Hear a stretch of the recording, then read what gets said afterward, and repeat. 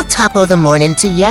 I'm Liam the Leprechaun, and I've got a wee secret to share. ZJZDesigns.com has just unveiled their brand new St. Patrick's Day apparel. Featuring yours truly, of course. From cheeky tees to lucky prints, these designs are brimming with charm and plenty of gold. Whether you're heading to a parade or just feeling the Irish spirit, you look grand in these threads. So what are you waiting for? Skip the rainbow and head straight to ZJZDesigns.com. You'll find the pot of gold in your cart. No magic required. ZJZDesigns.com, where style is always in season. Welcome, everyone, to the All About Nothing podcast kind of daily show. I'm Barrett Gruber, host of the All About Nothing podcast with Zach King. You can find me across all the social media at Political Bill. At Barrett Gruber. See, I'm thinking about Bill. I miss Bill. I don't know what's going on with our stuff today, but it's we clearly be seeming to have an issue, and it's probably on the Riverside. All the money we pay to Riverside, and we're having issues with them. So just remind everybody, you can follow me across all social media at Barrett Gruber. Normally Bill would be here if not for these technical issues we seem to be having, but he is the host of the podcast Black, White, and Blue in the South with Dr. Jameel Brooks. You can follow him across all social media at Political Bill SC. If you want to participate in the show, you can do so by visiting our webpage, theallaboutnothing.com, and clicking on any one of the links for YouTube, Twitch, Facebook. You can do that. We are live every Monday and Wednesday at 8:15 p.m., normally when all of our software is working. Please follow and subscribe wherever you're hearing us, and let's begin. United States won gold in the men's hockey this weekend, which is fantastic. Good for them. I did watch some of it. We were recording an episode of the All About Nothing podcast with Zach King and I while that game was going on. I think I even did like a quick update during the episode that they were tied at 1-1 in the second or third. They don't call them quarters, right? I don't think they do. But good for them. I think the thing that I do have an issue with is that after the win, the team is celebrating. Their social media posts of Kash Patel, the director of the FBI, who is celebrating with Team USA, the Team USA hockey team, in the locker room with alcohol and whatnot. It's really confusing to see that our FBI director was in Italy for the celebration of the men's hockey winning gold. That's frustrating because we continue to have members of this executive branch of Donald Trump's regime that don't operate like you would expect these high profile individuals to act. Kash Patel is the director of the FBI. Someone made a point that if there had been a terrorist attack during the Olympics this weekend, that our FBI director would not have been available because he was in Italy partying with the Olympic athletes. This is an issue. And for anyone on the right to say that this is not a big deal, that we really shouldn't be frustrated because Kash Patel, whatever, Donald Trump, this, that, whatever, like for people to be of the mindset that this is okay on the right, if this had occurred at any point with Joe Biden, if Chris Ray had been at the Olympics celebrating, or at the World Series, or at the Super Bowl, or whatever, if they had been at any one of these, at least those would have been like in the continental United States or North America, whatever. But yeah, I agree, Bill. It is BS. That if they had been, if Chris Ray had done that, if Robert Mueller had done this, it would have absolutely had just been the right would have completely flipped out over the fact that the FBI director was partying up with our athletes. Bill, I'm trying. I promise. I'm not excluding you. I had stuff on here that I wanted to share with you. Uh, anyway, sorry. Bill's talking to me through Instagram. So it's really it's extremely disappointing that this is the outcome. That we have an FBI director who flies to the other side of the planet to go party with the Team USA Olympic hockey team. And what are the repercussions? Well, it cost taxpayers, I think they estimated it at $500,000 for him to be over there. That's $500,000.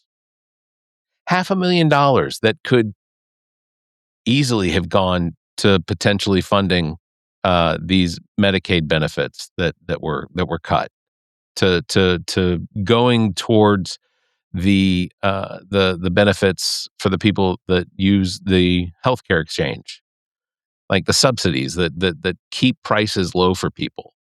$500,000. And we just kind of glance over it because Donald Trump is Donald Trump, and he spends weekends at Mar-a-Lago partying up with celebrities and other Epstein benefactors and things like that. It's ridiculous. Let's see, non-nanny, I guess. They said he was there on Olympic safety business. Yeah, Olympic safety business. Yeah, that seems sure. Yeah, because that answer would have definitely flown if it weren't for it being Donald Trump, right? Because if it was Joe Biden and he had sent Chris Wray over to the Olympics during his tenure, whatever that would have been, I guess the Summer Olympics somewhere. Yeah, I imagine that probably would have been okay, right? No, I can't believe it. Bill's trying to connect again.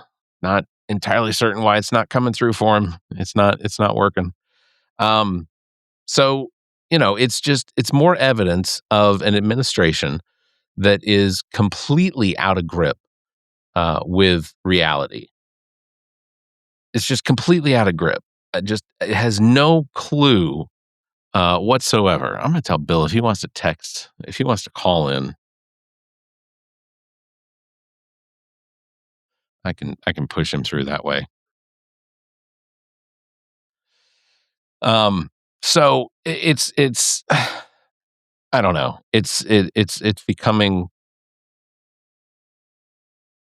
more and more recognizable. And the good news is there are a lot of people on the right that are starting to really become frustrated with exactly what it is that's going on with this administration, that they are continuing to just run. He's not going to call. It's not you can connect on TikTok. I can invite you in as a host on TikTok if you want, Bill, because the audio will come through. I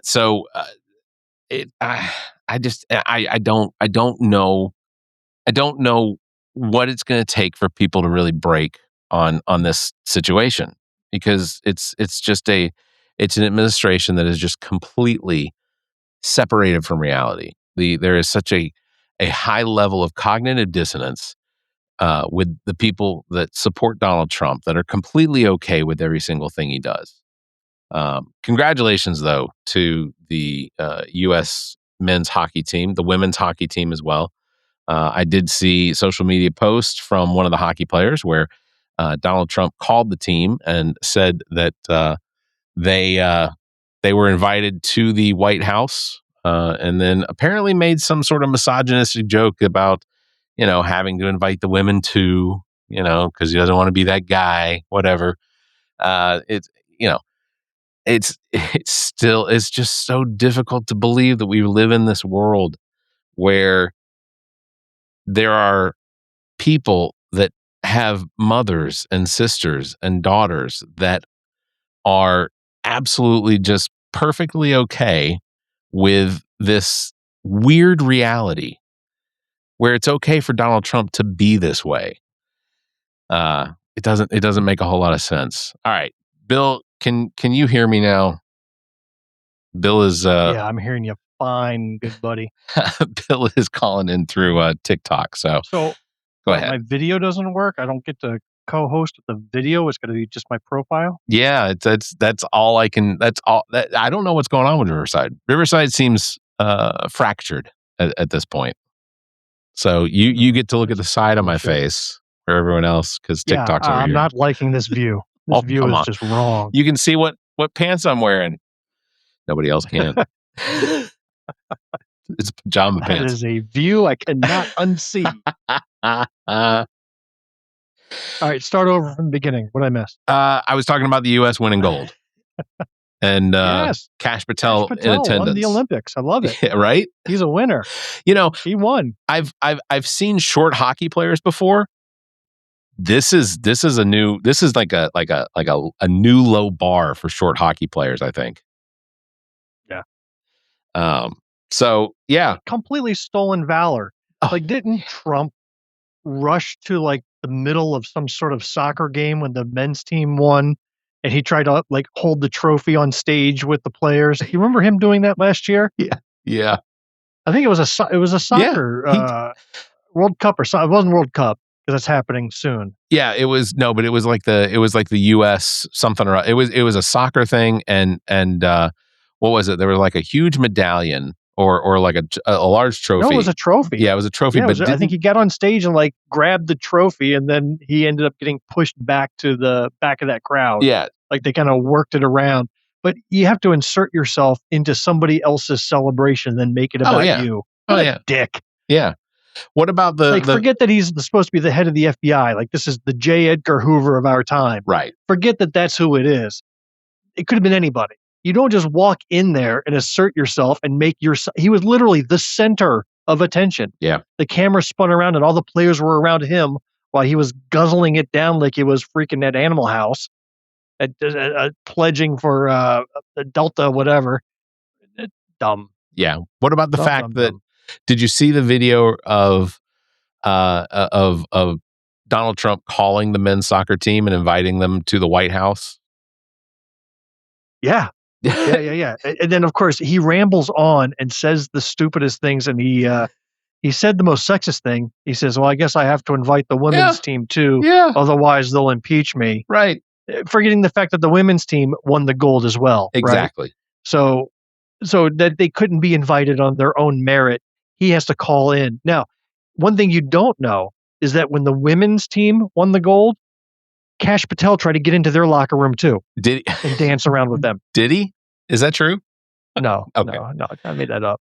But the fact that you had to ask, tells me a lot. It's completely questionable. 100% possible. I absolutely believe it's absolutely possible. If you were here, you'd be able. Well, you can see my face. I can't see yours. But I was. You the bird right now. Yeah, you can't even tell. No, that's true. I was going to ask you. Have you? You don't have children in school, like in grade school. High school. High school, but I don't think they're singing their ABCs. Have you heard the new way that they're teaching kids to sing their ABCs? They're essentially. We're not talking about Kash Patel anymore, are we? No, we've moved off Kash. I need a smoother segue, man. That pivot, I'm freaking wrecked. My neck hurts now. You can't pivot that fast. So I don't believe Kash Patel knows his ABCs, but they are teaching children in grade school a new way of singing their ABCs for them to learn it. Have you heard? You have not heard this. It's to the tune of Twinkle Twinkle Little Star. There's only one way to sing it. It is, but what they did is they slowed down the LMNOP part. So I'll sing it for you. Go ahead and record this so that when it comes time for American Idol, I'll have my tape ready. So it's A B C D E F G H I J K L M N O P Q R S T U V W X Y Z. So see, they slowed it down, and that way you're not rushing through anything. But they apparently what kind of woke bullshit is this? That's enough to turn me MAGA, man. I know, right? You can't do it. They don't want to give every letter their day. Not element OP. There's right. something about saying it together that helps train the mouth. You Yeah. are now going to send out a bunch of kids who can't speak in public because they can no longer say element OP. Yeah. It's an important skill to have. To me, the element OP was finding out whether somebody had a stutter, right? Like that was the first sign. They couldn't get through element It was OP. the way you learned how to say, when you got to high school, you would be able to say onomatopoeia. Right. Because you learned element OP in kindergarten. Right. Now they can't say onomatopoeia. They can't do it. So Bill's against the new ABC. That's I am against it. I'm going to run for office and campaign against that woke ABC bull. Are you announcing that here? Are you running for office? Is that what I'm hearing? I am running on the alphabet ticket. Oh, that's good. Well, speaking of things that are made up of letters, did you happen to catch? Why can't I have my video on? That's what I want to know. You should be troubleshooting this. I can't. You invited me as a co-host on TikTok. I should be there with a video. I know. And what I could potentially do would be to turn that Mac iPad around so that it could face the screens that I'm looking at. Oh, wait a minute. Maybe the issue was on my end. Oh, here we go. You see me now? Oh yeah, now I see you, but I still can't make you see my screens. No, not interested in that. Well, good, because I'm going to share with you. Apparently, the issue was on my end. I just had to turn the camera on. Oh, is that what it is? But it was more fun being outraged. That's fair. I don't believe you. It made it now it's not as fun. No, I don't want to be on camera. How do I turn this off? Okay, so did you hear the phone call that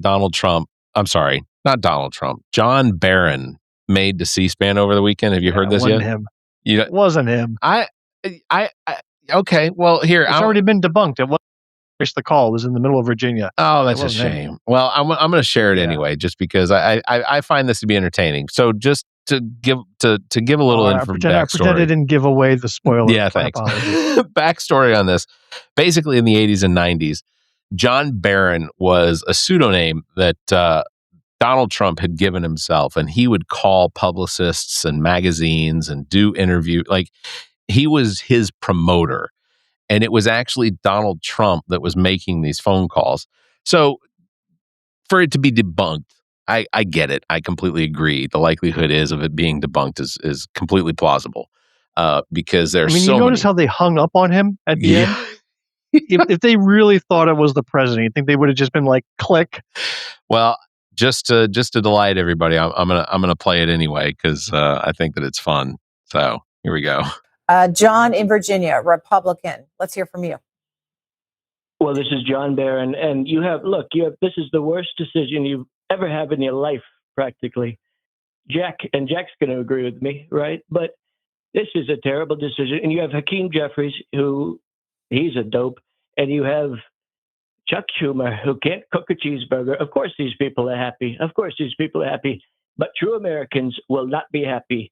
And you have the woman earlier, I assume she's a woman, she's a Democrat, but she said she's disgraced. She's devastated. All right, John. This. We'll go to Chester. I love it. I know it's not him. Whoever that guy was, he was really good. He was speaking in a disjointed fashion all over the place. Whatever was in the mind came out of the mouth. He had it perfect. Yeah. Now he sounded a little too healthy. He did. Because if you listen to Trump talk lately, it's longer pauses, a little more slurring. So he maybe it was a 4 year ago Trump that he nailed down. Yeah, but 4 year. You can tell it really wasn't him. That was like a 10-year ago Trump. Really. Question. But he was good. He was very good. What was John Barron calling C-SPAN disgruntled over? Oh, the Supreme Court decision. Right. With the lowercase s and a lowercase c. I have a theory about why the Supreme Court voted or I guess ruled against Trump in his overreach of power. And that is that I think that with the Supreme Court, there is still a give and take relationship between the Supreme Court and Donald Trump. Like, they took this one away from him, but they're going to give him something else. And that's so what's my coming fear. up next on the docket is birthright citizenship. Right. You think they're going to give that to Trump, and this was just kind of soften the blow a little bit? We're gonna take this away from you, but we're going to give you this birthright citizenship change to the Constitution. That's the one that's supposed to come up in the next next 3 weeks or so. Like they'll render a decision in the next 3 weeks. I don't know. That's my fear is that because they didn't give this one to him, that they'll give him the next one. And if birthright citizenship is the one that they're going to have lawyers in to discuss, I guess they've already done that. Now they're just creating their opinions, and they'll do their own vote, but they'll do it all behind closed doors. But yeah, I guess So I'm birthright trying to come up citizenship. with a cartoon. I got a cartoon in mind. Supreme Court comes down with this decision, says you may not put the tariffs on. He turns around and looks at the people of the United States and says, I'm going to punish you. 15% tariffs on everything. Yeah. Like, how does that make sense? Yeah. Who is he showing? I'll show the Supreme Court. I'm going to punish everybody by jacking up your prices. The stock market tanked today. Did you see that? Yep. Knew it would. And because instability is back. Well, and then the other theory is the fact that the stock market tanked, which is exactly what's happened every time that he's done this with the tariffs, and then he chickens out, and because then he backs off while his people cash in on it. Yeah, his friends all make millions and millions of dollars off of low end purchases, and then the value the value shoots back up after he backs off of these tariffs. And ultimately, I think my question is, why aren't you and I learning the lesson? Why haven't you and I bought, like, you put our entire 401 fucking K in to the stock market, and then he's going to tomorrow, never mind on the tariffs, I'm in a better mood. Right. And then you and I would be millionaires. Yeah. They upped my medication. Why don't we learn? Well, because I'm going to call C-SPAN, tell them I'm not doing tariffs anymore. Here's my taco. You're absolutely right, though. Like, ultimately, I think that we should. I don't know. Like, is there? I got to imagine there's a betting line on Kashi or one of those the market, the poll markets, Poly market. Yeah. Like, I forget the guy's name. Who's the douchebag young man that's running around doing these exposés that end up being nothing, but he gets like all the credit for it in the world? You know what I'm talking about? Is it this right-wing young man? He's out there. He tried to expose daycares in Minneapolis. I know who you're talking about. I don't know what his name is. Now he's trying to expose like 30 people having the same address in California, but didn't look up and see that they were all part of an apartment complex. Like, so the only reason I bring him up is because, Julie put it in the chat, Nick something. His name was Nick. Yeah. Okay. But I forget Nick what. But anyhow, he was wearing a Poly Market shirt while he does these exposés. So he's making some money on the side, of course, with Poly Market, who's got Donald Trump Jr. as a primary investor and consultant. It's all tied together. It's one huge freaking scam. Yeah, I think if they have learned, if there's one thing that the Trump administration has learned throughout the course of all of this, they have learned very well how to manipulate the market, and they absolutely benefit from it every single time. Well, they manipulate the MAGA. Why not manipulate the market while they're at it? Well, MAGA makes them a good amount of money, but you're right. I actually watched an interview with a lady at a rally recently in Florida, wearing the MAGA hat, and she was being interviewed. She says, "Well, I own a small business, and the tariffs have made it really hard. I just had the worst Valentine's Day we've ever had in business, but Trump's still my man. I know he's doing things for our country. He's going to turn it around. I trust him. I have faith in him." There is your goddamn Trump derangement syndrome. Yeah. Right there. The question comes up a lot with many people that talk to me or in the comments. It's the question's always, what is it going to take? There's a lie. No, you don't have that many people talking to you. I do. Let's not inflate the numbers. Look here, Bill, I'm going to show you. Look, here's my text message feed. I mean, look, I'll just scroll through it. Look at that. That's all comments about Trump. That's all me. Yes. there's a freak. There's not quite as much Bill Kimler in my text as I'd There's like. me sharing videos of you, videos with you of how you can wash your underwear at a hotel in a coffee maker. That was disgusting. And the fact that the hotel now gets to sue her because they know what room she was in. Hold on, let me give the context. Came across a Please. video of this young lady. She's a TikTok influencer. She does all sorts of health and travel tips. And now a hotel chain is suing her because she posted a video showing how you can clean your dirty undies in the free little coffee pot. Just stick it in the filter, run the hot water through it, and then dry it with the dryer, and you got yourself a fresh pair of nasty panties. Yeah. And now the hotel chain is suing her for, gosh, millions, I had to imagine, because they had to replace all the coffee pots in their hotel because they could figure out where she was. Not only that, you have to worry about how many people tried this in any hotel. I mean, that had to have happened because I think her specific short or TikTok that she did had thousands and had tons and tons of views to it. And reputation damage done. I'm not touching another coffee pot in a hotel room ever. I'm never staying in a hotel again. That's it. It's probably that. That's the smart move right there. Yeah, that was horrifying. Hey, TikTok says some comments were filtered to protect the community's experience. Oh my goodness! I want to know what they said. Well, I don't know. I'm a big boy. I want to hear it. I don't know. I don't know how to get in there to see. I don't know how to get in there to see it. But before I know you've been on shorter than I have. But before I get finished, I was going to ask you. Have you heard of this? We're just getting started, man. I know. Have you heard of this Project Matador? No. Okay. So Project Matador, officially titled the President Donald J. Trump Advanced Energy and Intelligence Campus, is a massive multi-billion-dollar AI data center and energy project under the development near Amarillo, Texas. It's spearheaded by Fermi America, a company co-founded by former U.S. Energy Secretary and Texas Governor Rick Perry. The project aims to be the world's largest integrated energy and AI campus. So, to give you some idea of just how large this campus is, it's 5,800 acres. Basically, it is 5 square miles is the size of this campus. Okay? You could literally drive one side of it for 5 miles, take a right turn, and drive another 5 miles. That's how large this thing is. That's not how it works, Barrett. Okay. That would be 25 square miles.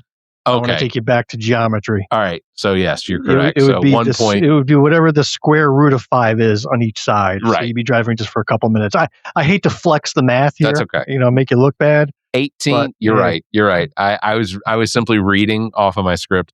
But 18 million square feet is the size of this facility. 18 million square feet. They said Rody B just wrote that it loves me. Oh, I appreciate you. I love you too.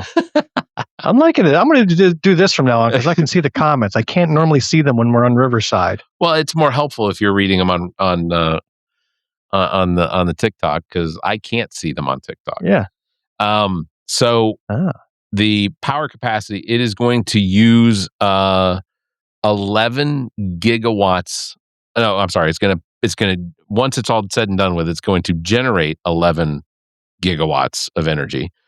Roughly enough to power. Is it enough to send a DeLorean back in time? I think it is. No, yeah, you just need 1.21 gigawatts. But it's roughly enough power, and roughly enough to power 2.75 million homes.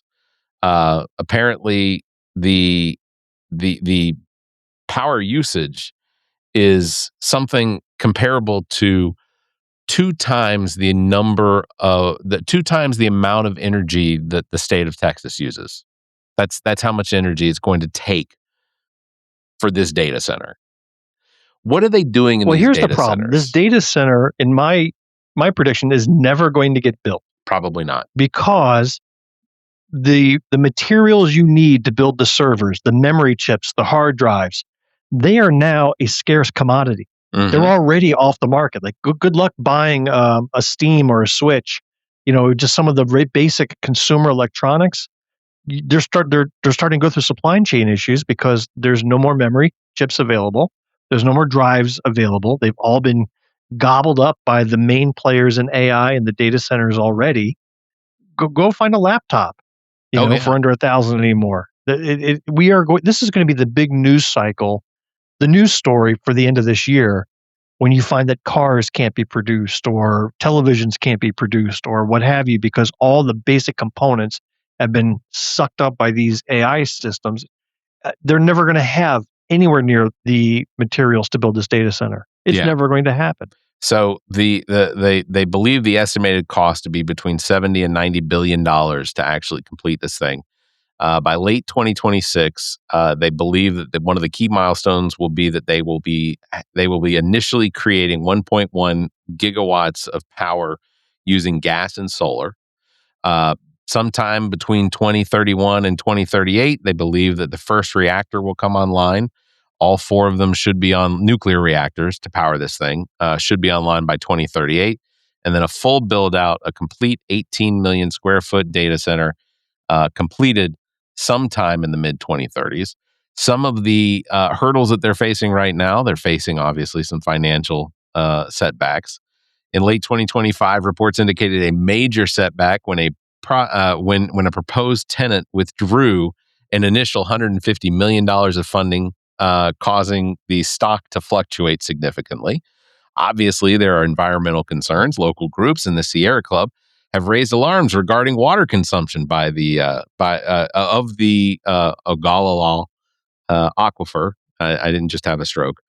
And the massive carbon footprint. Well, what was the name of that aquifer again? Ogallala. See, that's why you need your element OP. Because how are you going to say stuff like that if you don't have element OP? Massive carbon footprint also is going to be left by this enormous project, including the planned natural gas turbines that are going to generate that initial 1.1 gigawatts. The Regulatory Commission apparently has not approved any on-site reactors yet, so that process typically takes decades. The project requires complex licensing from the Nuclear Regulatory Commission. And now there's a question about what are they going to do with the nuclear waste that's produced. So, yeah, I don't believe why is it that these data centers are becoming just so abundant? Like, is there really that much need to have this storage available? I don't understand. I mean, you work in technology too. Yeah, I mean, I need to make cartoon images of myself. More data centers, please. This is critical. You know what China's doing? If I remember my facts correctly, they're building data centers in space.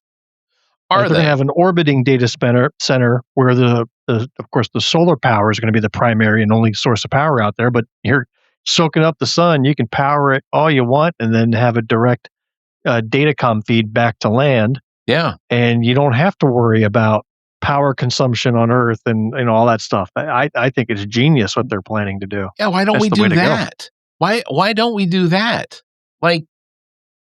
Well, because space, I think, is full of crap right now. Space debris. Oh, that's true. Another prediction I make is that by the time our time on this Earth is done, we will have been purchasing space debris insurance because crap's just going to start falling out of the sky and landing on our houses, our property, our bodies nonstop. So we're going to have space debris coverage, just like you have hurricane and tornado coverage and flood coverage, whatever. It's going to be space debris coverage coming up within 10, 20 years. I do remember when I had to get coverage for named storms. They took advantage of the fact that you buy them by the storm? Or no, just or is it a named storm in general? Named storm in general. They attached it to the premium. Okay. That was and of course now here in the Midlands of South Carolina, we're having earthquakes. We had a cluster of earthquakes near Lake Murray last week that kind of shocked everybody. So I don't know, Bill. This world's getting weirder. I don't know what to say. Well, you spent 45 minutes saying it, so you figured something out there. Yeah, that's right. All right. Well, hopefully Wednesday, Riverside will get its act together and Bill can connect and you all can see him. Because it's going to be weird Well, it's editing. nice to have this as a backup plan, though. Yeah. I enjoyed this. It is going to be weird, though, editing this episode for publishing tomorrow morning because it's only going to have one track. You don't have my voice, do you? Well, I do. I'm only going to have one track, though. So that's the shorts are going to be awkward. It's what's going to happen. Oh. It's just me on the screen, folks. You're welcome. All right. Well, you could download this TikTok Live and incorporate that. I don't know if you do much video editing offline, but you could splice it together. I could. That's a lot more work than I'm probably. If you wanted to put that much effort into it. Yeah, that's a lot of effort to put into one episode because Riverside will get it fixed. I know they will. All right. Well, Bill, you got anything else before I wrap it up? Well, yeah, I want to give you kudos on your latest All About Nothing podcast episode with that Iranian activist from Paris.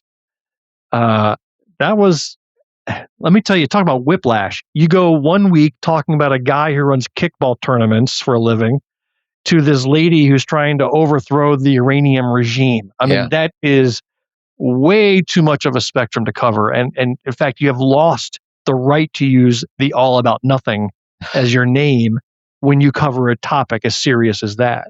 Yeah. Like that was some intense stuff. Zalal Habibi was fantastic. I'm amazed at just how much work they are doing to prepare for what they believe is going to be the downfall of the regime, and then the fact that they have almost a Jeffersonian type plan in place to bring about a better life for the people that live in Iran. So absolutely. I gotta say, you and Zach were like essentially irrelevant in that episode. Completely irrelevant. Look, I think for a 40-minute episode, you and Zach together combined for maybe 3.5 minutes of voice time. That's and she fair. had the rest. I will say this. Zach and I had put together probably 20 questions that we were going to ask her. And as she's speaking, both him and I are trying to keep up with like, oh, okay, she just answered that one. Can't ask that one. Oh shit, she just answered that one too.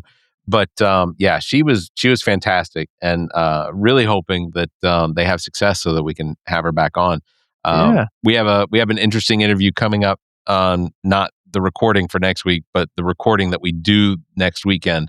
We are going to be talking to Chad, who is part of the Independent Voters Council or Independent Voters Group, whatever. But we're going to be talking to him about voting, independence, polling, that sort of thing. Over on my podcast, Black, White, and Blue in the South, we have a no Chad policy. Oh, no. We will not have anybody named Chad on our show. Can't do it. It's written in our bylaws. But on Wednesday, I will share who we are going to have as a guest in our next episode, because it's going to be one of the most interesting episodes we've done. I am looking forward to it. This is coming out this Wednesday. No. I'll tell you on Wednesday who we're going to record with over the weekend. Gotcha. It'll come out the following Wednesday. Okay. Yeah, we're going to be recording with Chad Peace this weekend on election law insight and things like that. So should be interesting. Now you can't say his name without thinking of me going Chad. Or thinking back to the year 2000, where Pat Buchanan may have gotten enough votes to be relevant in the state of Florida. So, because all those Chads, Chad, that's right, hanging Chad. If Chad Peace is listening to this, Chad, I sincerely apologize. We're not playing off your name. Okay, Barrett's not. All right, that's gonna wrap it up. Before I get in more trouble. Up for this episode. Big thanks to everybody for watching. Thanks for listening. Don't forget you can follow Bill at PoliticalBillSC and myself at Barrett Gruber. Thanks for liking and hitting that bell. And if you can, give us a 5-star review. I'll leave a comment. Until next time, you all stay safe, be kind, and keep your hands to yourself. The preceding podcast is solely owned by the host or hosts and is distributed by Big Media LLC. Copyright 2026.